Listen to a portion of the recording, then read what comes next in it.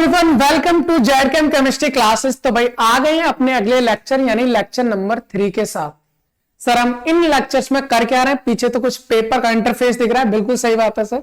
ये हमारा BSc semester 3 यानी जो एमईपी बेस्ड सिलेबस है उसके बेस पर ऑब्जेक्टिव क्वेश्चंस का सेशन है।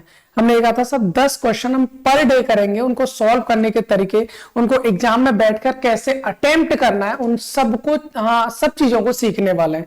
तो वो हमने किए थे भाई। 2 लेक्चर हमारे हो चुके हैं जिनमें हमने 10 क्वेश्चंस मतलब 20 क्वेश्चंस उसमें हम कर चुके हैं।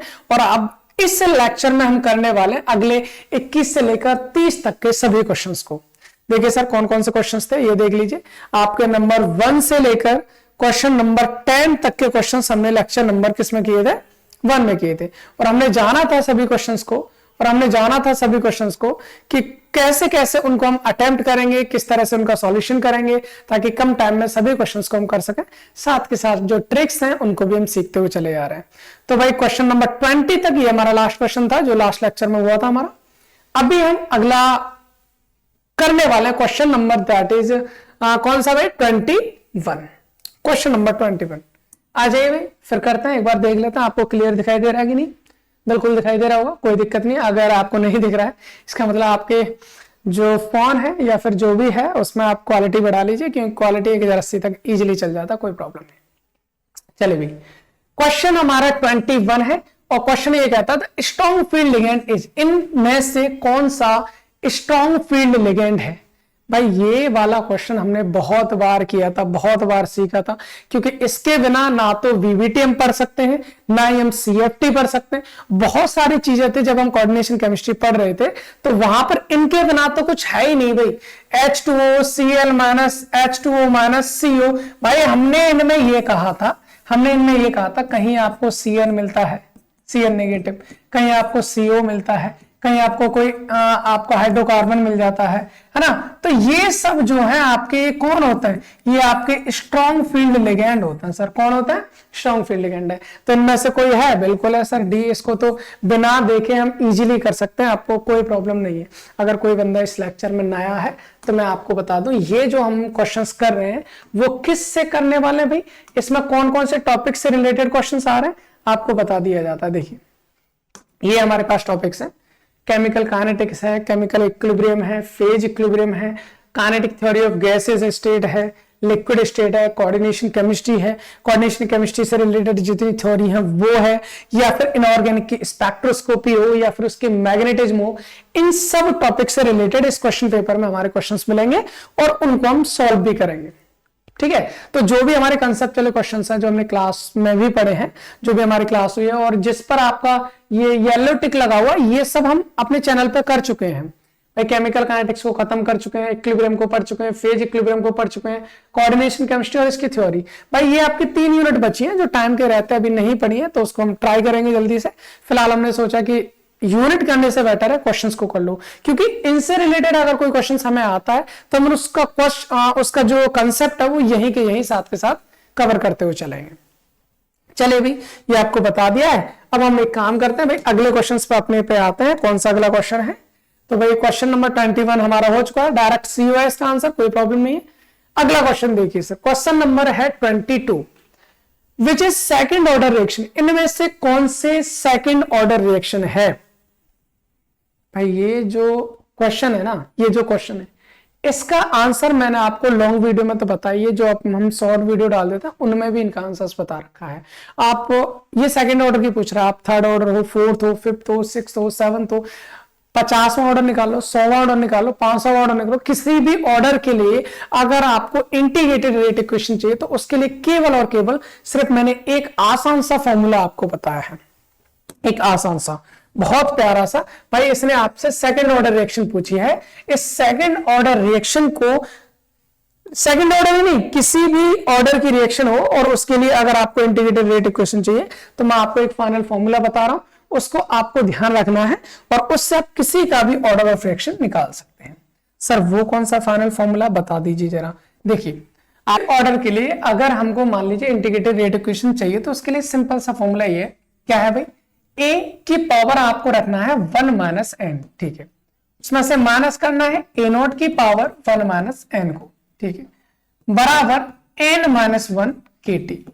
ये आपको ध्यान रखना है, ये आपको ध्यान रखना है। और यहां पर n की वैल्यू 0 हो सकती है, 2 हो सकती है, 3 हो सकती है, 4 हो सकती है, 5 हो सकती है, 6 हो सकती है, डॉट डॉट डॉट इनफिनिट, कितनी भी ले लो, कितनी हो सकती है। आप कहेंगे सर आप इसमें 1 भूल गए, नहीं भूले, यहां पर n की वैल्यू बस 1 नहीं हो सकती, इसके अलावा सब कुछ हो सकती है। मतलब क्या सर? मतलब ये है कि ये जो हम आपको ट्रिक बता रहे हैं ना, ये फर्स्ट ऑर्डर को छोड़कर किसी भी ऑर्डर की कोई भी रिएक्शन हो उसकी हमारी इंटीग्रेटेड रेट इक्वेशन निकाल देती है। चलिए एक काम करते हैं सर, फर्स्ट ऑर्डर की कोई दिक्कत नहीं, फर्स्ट ऑर्डर की मेरे को वैसे भी पता है।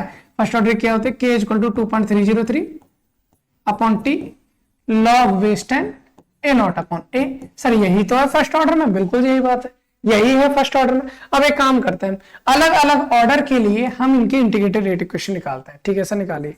अगर मैं जीरो ऑर्डर रिएक्शन के लिए निकालता हूं तो क्या हो जाएगा फॉर्मूला मेरा फॉर्मूला सर ये हो जाएगा, जीरो के लिए निकालूंगा तो यहां पर हो जाएगा ए 1 माइनस 0 1 ही बचेगा, माइनस ए नॉट 1 माइनस 0 1 ही बचेगा, बराबर एन 0 माइनस 1 माइनस के टी। भाई यही तो आ जाएगा।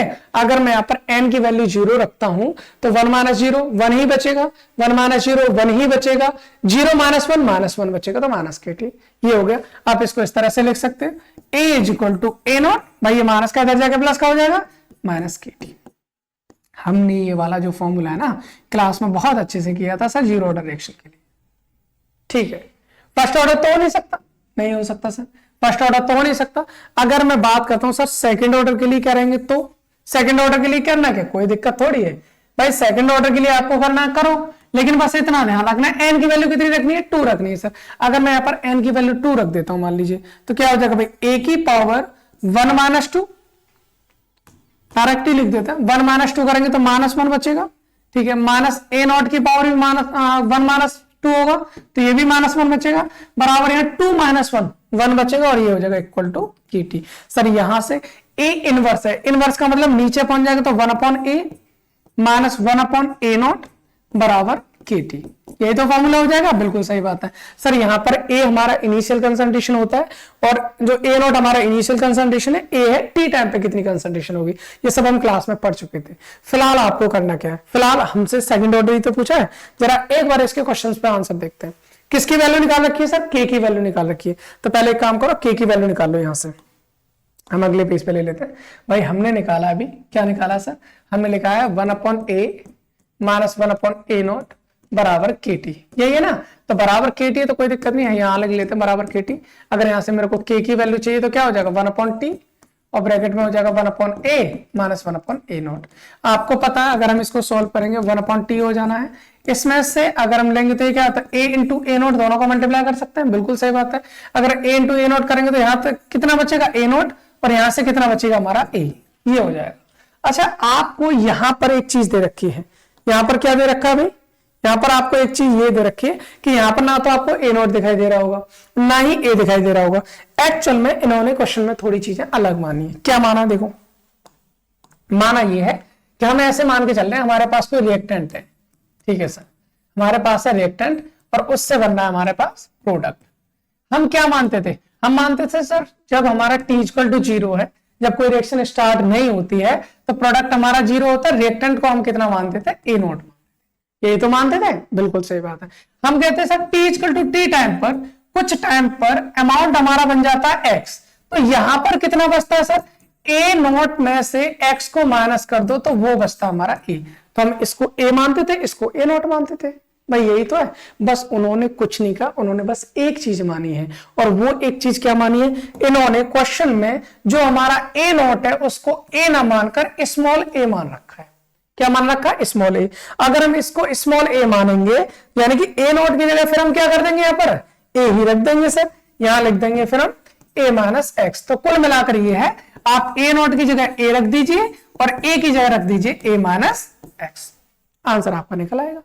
सर करना एक बार, तो यहां से एक काम करें, रख देते, चलो वैल्यू रखते हैं, ये हो जाएगा के बराबर 1 अपॉन टी, ए नॉट की वैल्यू कितनी है, ए नॉट की वैल्यू तो ए हो जाएगी, माइनस ए की वैल्यू कितनी है, ये हो जाएगा ए, माइनस माइनस हो जाएगा प्लस एक्स, अपॉन ए की वैल्यू कितनी है, a minus x, into a naught की वैल्यू कितनी है, ए।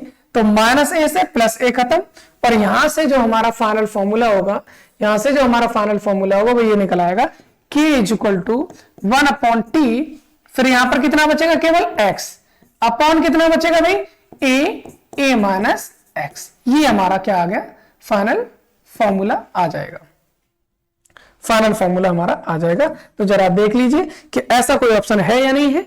तो यह है k इक्वल टू 1/t, और फिर क्या है, x upon a minus x, x upon a minus x। I hope आपको नजर आ गया होगा। Question number B is the right answer for 22। Question number 22 का सही आंसर हो जाएगा हमारा ऑप्शन बी। मुझे लगता है इतनी चीज आपको समझ में आ गई होगी, इसमें कोई प्रॉब्लम होनी नहीं चाहिए। ठीक है, ओके सर, ये तो सिंपल था, इसमें कोई प्रॉब्लम नहीं होनी थी और होनी भी नहीं चाहिए, क्योंकि हमने कंसेप्ट समझ लिया। भाई ये जो हमने कंसेप्ट अभी समझा ना, ये तो हमने इसको निकाला। इससे पहले जो हमने ये फॉर्मूला लिखा है, इस फॉर्मूले से आप किसी भी ऑर्डर की रिएक्शन को आप निकाल सकते हैं।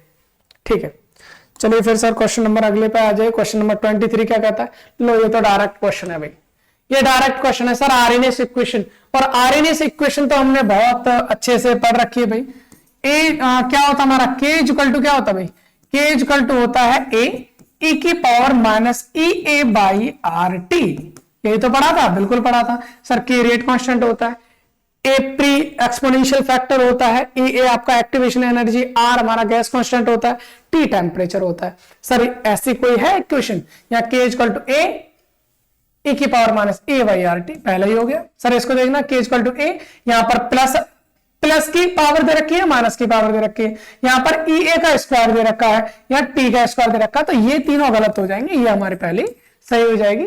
ये कंफ्यूज करने वाले क्वेश्चंस होते हैं कि अभी क्या हम जैसे ऐसे रिवीजन करते हुए चले गए, हमको पता ही नहीं चला सर पावर है या नहीं है, प्लस है या नहीं है, तो उस चीज में कंफ्यूज करने वाला। तो आपको याद रखना है k equal to A e की power minus EA by RT।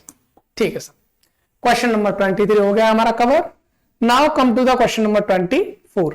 Sir question number 24 क्या कहता है, जरा देखने एक बार। On increasing temperature rate of a reaction increased. अगर हम टेम्परेचर को बढ़ाते हैं, रेट ऑफ रिएक्शन बढ़ता है, ये पता है, मैं कल भी इस टाइप का एक क्वेश्चन आया था। ठीक है सर, ये कह रहा है भाई टेम्परेचर को बढ़ाने पर on increasing temperature rate of a reaction increase, rate of reaction क्या हो जाता है, बढ़ जाता है।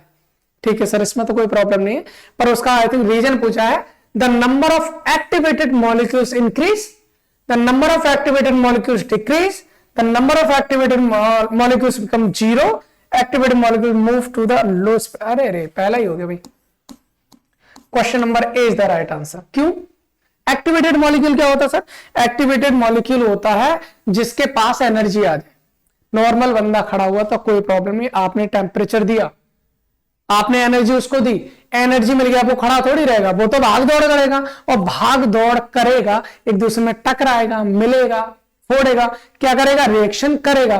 कहने का मतलब है जैसे जैसे टेम्परेचर बढ़ाओगे वैसे वैसे मॉलिक्यूल एनर्जी लेगा, उसके अंदर एनर्जी आएगी, वो हो जाएगा एक्टिवेटेड मॉलिक्यूल, और फिर वो रिएक्शन करेगा। तो जाहिर सी बात है ना, टेम्परेचर बढ़ाने पर रिएक्शन बढ़ रहा है, क्यों, क्योंकि वहां पर एक्टिवेटेड मॉलिक्यूल्स का नंबर बढ़ेगा। तो सीधी सीधी बात है, लॉजिकल चीज थी, number of activated molecules increase.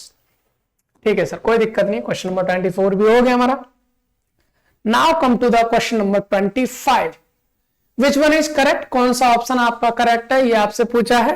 ये दे रखा है टी हाफ आपका, अच्छा ओके ओके ओके ओके, अभी कल ही किया था भाई हमने क्वेश्चन, अगर आपको याद हो तो एक बार देखें, किया था कि नहीं किया था, बिल्कुल किया था। जरा यहां पर आओ, देखें, आई थिंक आपको लिख रखा हो मैंने,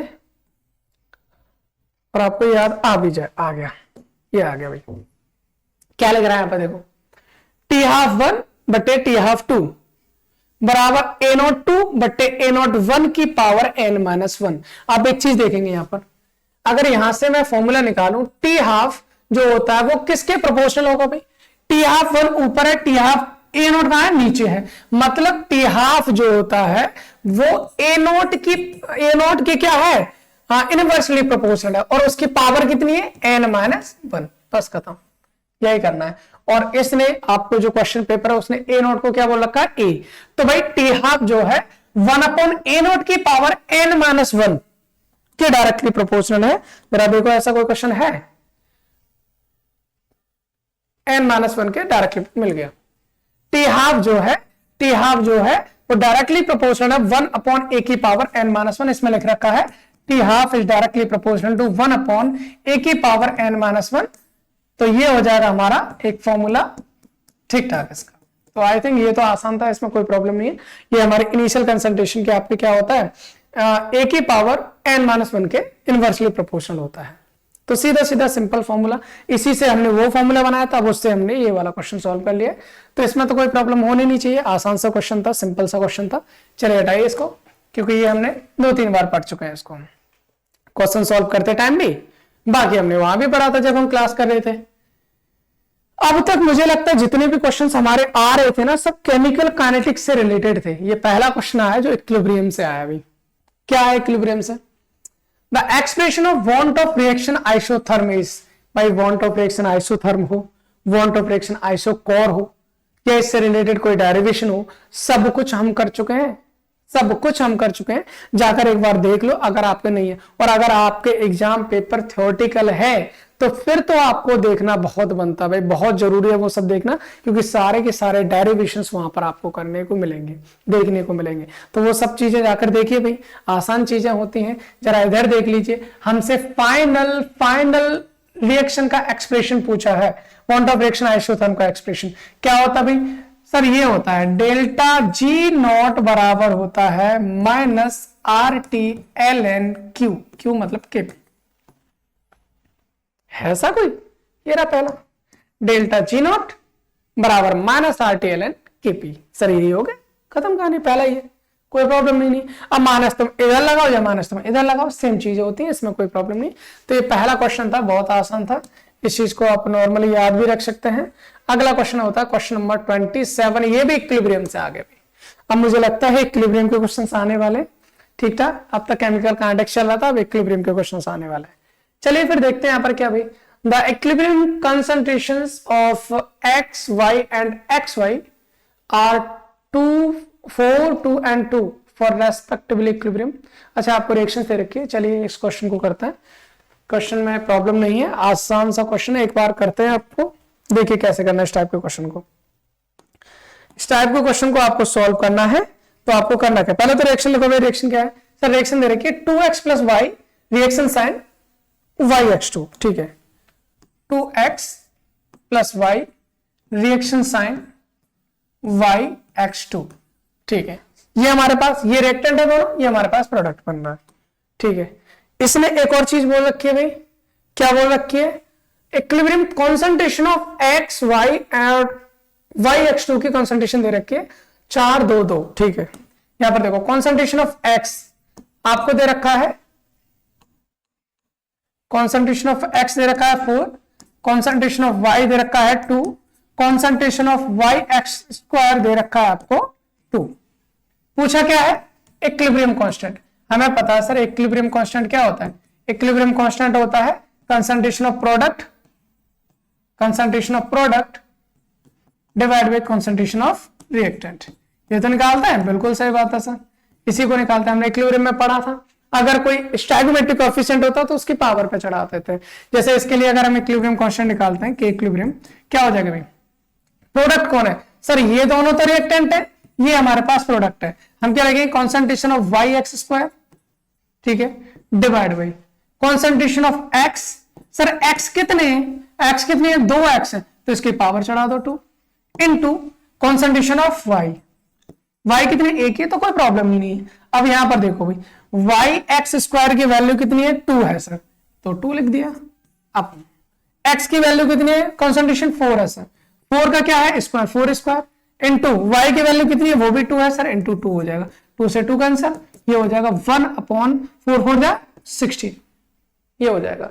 अब इसमें देखना है आपको कि कौन सा ऑप्शन सही है, यानी कितना आ गया भाई, अपना आंसर आया है 1/16। तो यहां से देखिए कौन सा आंसर हो सकता है, 16 का आना, 0.0 तो आना ही आना, लोग सिंपल, आपको कैलकुलेट भी नहीं करना, सीधा सीधा हो गया, 0.6 हो नहीं सकता, और 1 से तो बहुत कम आएगा ना, तो 1 से बहुत कम, 1 से कम तो 2 ही है, तो 0 पॉइंट के बाद एक 0 और आ रहा है, तब जाके होगा हमारा। तो हमारा ऑप्शन सी होगा। इसको कैलकुलेट भी ज्यादा नहीं करना है, आप करके देख लेना, इतना ही आंसर आना है 0.0625। आई थिंक क्लियर है, इसमें कोई प्रॉब्लम आपको होनी नहीं चाहिए। तो क्वेश्चन नंबर 17 भी आपका इजी क्वेश्चन हो गया, इसमें कोई समस्या नहीं है। Now come to the question number 28। क्या कह रहा है भाई? क्वेश्चन नंबर 28 कह रहा है which of the following reaction will be favoured at low pressure. Low pressure पर कौन सा रिएक्शन इनमें से होने वाला है? देखिए, ये रिएक्शन देखने में ऐसे लगते हैं बड़े अजीब से, लेकिन होते बहुत आसान है, होते बहुत आसान है। इसमें एक्चुअल में एक चीज आपको ध्यान रखनी है, इस क्वेश्चन के लिए आपको एक चीज ध्यान रखनी है, और वो एक चीज भाई साहब ये होती है ली चैटलियर प्रिंसिपल। ली चैटलियर प्रिंसिपल, आपने नाम तो सुना होगा, ली चैटलियर प्रिंसिपल। ली चैटलियर प्रिंसिपल क्या होता था? ली चैटलियर प्रिंसिपल ये कहता है, अगर आपका प्रेशर लो है, लो प्रेशर है तो कंडीशन क्या होगी? हाई प्रेशर है तो कंडीशन क्या होगी? अगर लो प्रेशर है तो रिएक्शन टूवर्ड्स कहां होगे भाई? High number of moles, high number of moles. अगर प्रेशर आपका कम है तो रिएक्शन उस ओर जाएगी जहां पर नंबर ऑफ मोल्स क्या होंगे? ज्यादा होंगे। दूसरी ओर क्या करा है? अगर सर प्रेशर हाई हो तो reaction towards low number of molecules, जहां कम होंगे उधर जाना है। तो जरा देख लीजिए भैया, जरा देख लीजिए, हमसे कहा है सर लो प्रेशर पर, तो लो प्रेशर पर कहां जाएगी रिएक्शन उधर जाएगी जिधर आपके नंबर ऑफ मॉलिक्यूल्स ज्यादा हो। ये कह रहा है किधर फेवर्ड होगी, किधर फेवर्ड होगी? आगे की साइड कब हो जाएगी भाई? आगे की साइड रिएक्शन तब हो जाएगी, आगे की साइड रिएक्शन तब जाएगी जब यहां पर मिलने वाले, अगर टेम्परेचर प्रेशर क्या है? लो प्रेशर है तो रिएक्शन कहां जाती है? जब मॉलिक्यूल जिधर ज्यादा हो उधर जाएगी। तो इधर आपके हाई नंबर ऑफ मोल्स होने चाहिए। क्या होने चाहिए भाई? हाई नंबर ऑफ मोल्स, ज्यादा होने चाहिए। पहले रिएक्शन को देखो, H2 प्लस I2 से बनना है 2HI। सर रिएक्टेंट की साइड कितने? एक H2 एक I2, 2 हो गए। प्रोडक्ट की साइड कितने? इधर भी 2 हैं, 2HI है। इस वाले रिएक्शन में एक N2 है, 3 H2 है, तो कितने हो गए ओवरऑल? 4। रिएक्शन साइन के इधर 2 NH3 है, पहले में बराबर थे, इसमें 4 से 2 मतलब कम हो रहे हैं। इधर देखो PCl5 एक है, PCl3 और Cl2 कितने हो गए? 2 हो गए। इधर मतलब 1 से 2 जा रहा है। यहां पर एक N2 एक O2, 2 है, 2NO बनना है, 2 है। क्या कह रहा भाई? लो प्रेशर होगा, number of molecules product side क्या होने चाहिए? ज्यादा होने चाहिए। तो एक चीज देखो भाई, 2 2 4 2 2 2, केवल इस वाले में क्या हो रहा है हमारा? 1 से क्या बन रहा है? 2 बन रहा है, तो मतलब बढ़ रहा है। तो option C is the right answer. Option C is the right answer. I hope इतनी बात आपको क्लियर हो गई होगी। ये ली चैटले प्रिंसिपल था, बहुत इंटरेस्टिंग वे में हमने इसको पढ़ा था, बहुत इंटरेस्टिंग वे में हमने इसको पढ़ा था। तो ली चैटले प्रिंसिपल को जाकर एक बार देख लें, ठीक है ना। चलिए फिर एक काम करते हैं, आगे क्वेश्चन सॉल्व करते हैं। अगला क्वेश्चन है हमारा क्वेश्चन नंबर 29। तो क्वेश्चन नंबर 29 क्या कहता है? फॉर द इक्विलिब्रियम 2H2O से reaction sign 2H2 plus O2 बनना। अच्छा, ये इस टाइप का क्वेश्चन है। चलिए भाई, इस टाइप का क्वेश्चन तो बहुत अच्छा सा क्वेश्चन है ये। इसको थोड़ा सा अलग सॉल्व करके आपको बताते हैं और इसका कंसेप्ट भी आपको बताते हैं। हालांकि इसका कंसेप्ट भी हम क्लास में इन चीजों के बारे में जान चुके थे। यहां पर देखो 2 रिएक्शन दे रखी है, 2H2O से आपका 2H2 प्लस O2 बन रहा है। पहले तो इसको लिख लो, 2H2O से आपका बन रहा है 2H2 प्लस O2, ठीक है। इसके लिए इक्विलिब्रियम कांस्टेंट आपका K1 दे रखा है। क्या दे रखा है इसने? Equilibrium constant is K1। Okay, फिर आपको एक और रिएक्शन दे रखी है, 2CO2 से 2CO बन रहा है, यानी 2CO2 से बन रहा है आपका 2CO plus O2, 2CO plus O2, 2CO plus O2 बन रहा है। और इसके लिए जो इक्विलिब्रियम कांस्टेंट है वो K2 है। इसके लिए जो इक्विलिब्रियम कांस्टेंट है वो कितना है? K2 है, ठीक है। इसके अलावा इसने एक रिएक्शन और दी है। इक्विलिब्रियम कांस्टेंट आपको पता करना है, CO2 H2, ये दे रखा आपको CO2 plus H2, reaction reaction sign CO2 plus H2, reaction sign CO plus H2O, CO plus H2O, H2O, ये आपको रिएक्शन करनी है। और इसके लिए आपको जो K इक्विलिब्रियम है वो आपको बताना है इन दोनों की टर्म्स में, ये आपको निकालना है, ये आपको निकालना है। सर इस रिएक्शन को कैसे करते हैं जरा समझ लीजिए, बहुत इंपॉर्टेंट टाइप की रिएक्शन है और आपको मैं इसका कंसेप्ट भी साथ के साथ समझाता हूं। हालांकि इसको मैं क्लास में तो पढ़ाई था, लेकिन इधर भी समझ लीजिए। भाई आपको करना क्या होता है, आपको 2 रिएक्शन या 3 रिएक्शन आपको दे दी जाती हैं और आपको किसी एक रिएक्शन का आंसर वहां पर निकालना होता है। जब हमने इक्विलिब्रियम पढ़ा था तो इसकी शुरुआत थी पहले दूसरे लेक्चर में, हमने इस टाइप की चीजों को सॉल्व कराया था। जरा देखिए भाई, हमको करना क्या, इन दोनों रिएक्शन से ये वाली रिएक्शन बनानी। तो जरा गौर से देखो, हमको CO2 इधर चाहिए, ठीक है, और CO इधर चाहिए। तो देखो CO2 इधर है, CO इधर है, यानी K2 तो जहां है वैसा का वैसा रहना है। तो काम करते हैं, इसको यही लिखो 2CO2, रिएक्शन साइन यहां पर क्या है 2CO प्लस O2, यही है, बिल्कुल सही है। कोई प्रॉब्लम है सर? नहीं, कोई प्रॉब्लम नहीं, यहां पर कोई प्रॉब्लम नहीं है यहां पर, ठीक है।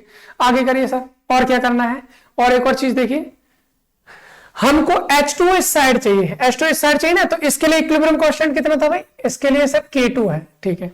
इधर देखिए, इस वाले में H2 मुझे इधर चाहिए, लेकिन इस वाले में इधर है, इसको पलट दो, इसको पलट दो, पलट देंगे तो सर क्या हो जाएगा इधर, ये हो जाएगा 2H2 प्लस O2, और इससे इक्विलिब्रियम से क्या बनेगा हमारा 2H2O, और इसके लिए इक्विलिब्रियम कांस्टेंट कितना था K1, इसको पलट दिया तो इसको भी आप कर दोगे 1/K1।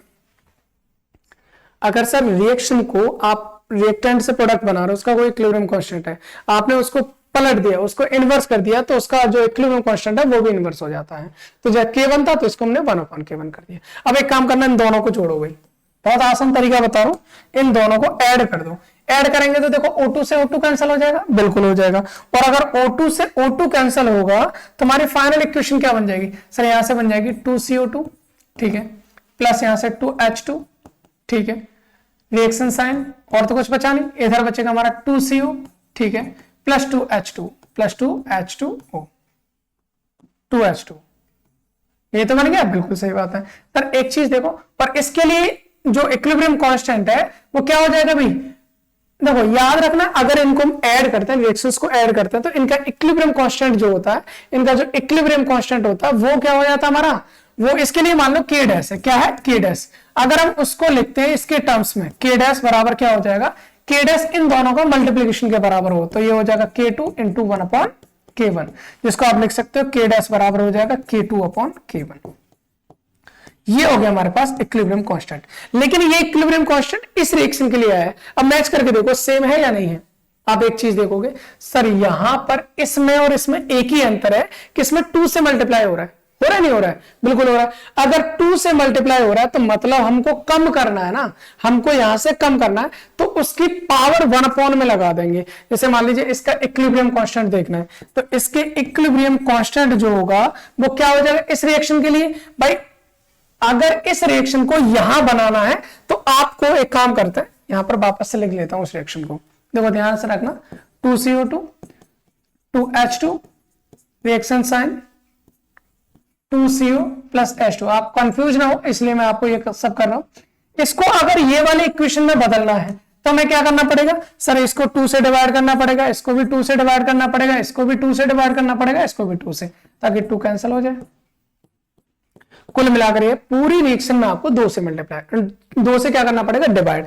तो अगर आपको इसके लिए पहले कितना था K डैश था ना, इसके लिए इक्विलिब्रियम कांस्टेंट कितना था K डैश। अगर आपको इसका अब इक्विलिब्रियम कांस्टेंट निकालना है, आपको इसका इक्विलिब्रियम कांस्टेंट निकालना है, तो पहले कितना था भाई K2/K1, कितने से डिवाइड किया 2 से डिवाइड किया, मतलब मल्टीप्लाई कितने से किया 1/2 से। तो 1 जो भी जिससे भी आप मल्टीप्लाई करते हो उसको उसकी पावर पे चढ़ा दो, तो 1/2 हो तो इसकी पावर हो जाएगा 1/2।